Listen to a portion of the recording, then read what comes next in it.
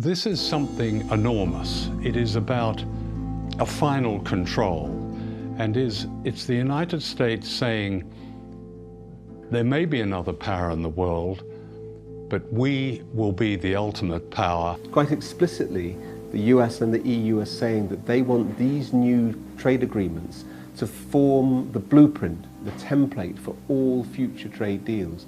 And that means they're rewriting the rules of the global economy, and that means for everybody. Once signed, it will cement a key part of the US government's plan to create a new global bloc that will ensure the dominance of its largest companies. And to understand why, we need to go back to the 1950s. See the USA in your Chevrolet. America's asking you to call. Drive your Chevrolet through the USA. After the Second World War, the United States accounted for half of the world's economy. Its influence was unmatched by any country, and it was able to write the early rules of international trade to its advantage. The World Trade Organization was created in this context, and the US dictated rules that favored American business.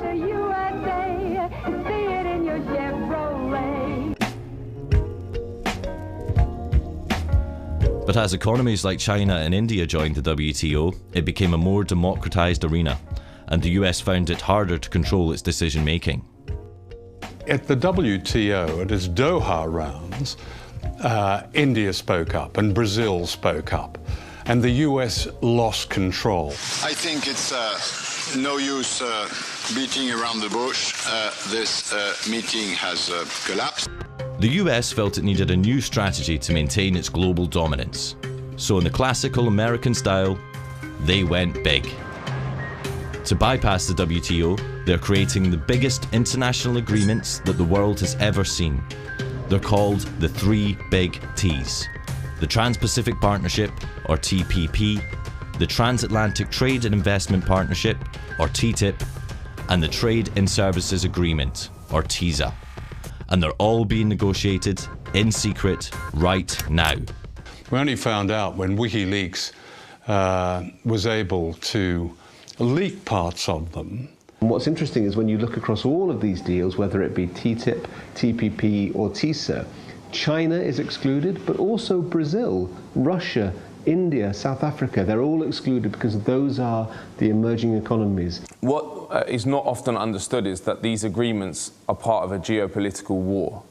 This is a new war which is taking place between the United States and China. The United States is very scared of the rise of China, so it has moved to militarily encircle it through what is called the pivot to Asia, and now it's moving on to doing that economically. The basic idea which comes across from reading US strategy papers is the construction of a new grand enclosure. And to put inside this grand enclosure, the United States, 51 other countries, 1.6 billion people, and 2/3 of global GDP. To integrate Latin America away from Brazil and towards the United States, to integrate Southeast Asia away from China and towards the United States, and to integrate Western Europe, pulling it away from Eurasia as a whole and towards the Atlantic. Of the three big T's, WikiLeaks has revealed 4 chapters of the TPP, which affects 12 countries in the Americas and Southeast Asia. We also obtained and released the core text of TISA, which affects 52 countries, including the EU. But nearly all of TTIP is still secret. Nobody knows about what's being negotiated in our name. So you have these far-reaching deals which are going to completely change the face of our economies and our societies, and yet even elected parliamentarians know nothing about it. The world's biggest corporations don't have the same problem. They have been receiving VIP access from day one and have had abundant influence in the negotiations. People, the likes of you and I, are excluded. Governments, to a great extent, are excluded. Those who are included are the multinational corporations. These agreements are basically corporate ownership agreements. The funny thing about free trade agreements, as we understand them, is they often have nothing to do with trade in the sense of the mutual lowering of tariffs. What they're about is enshrining an investor rights regime in the respective countries and ensuring that corporations can run wild in the respective economies with very, very little regulation or impingement by government or authorities. These treaties will have huge, huge implications for literally almost every critical issue that an individual citizen or community would care about: health, education, the environment, privacy, access to medicines. I mean, the list could go on. One of the most criticised aspects is a system called the Investor State Dispute Settlement, or ISDS. It's a secretive international tribunal that allows companies to sue states over virtually anything that they can claim affects their investment. If a protest affects their profits, they can sue. If laws affect their profits, they can sue. If new regulations might impact where or what they want to do with their money, they can sue.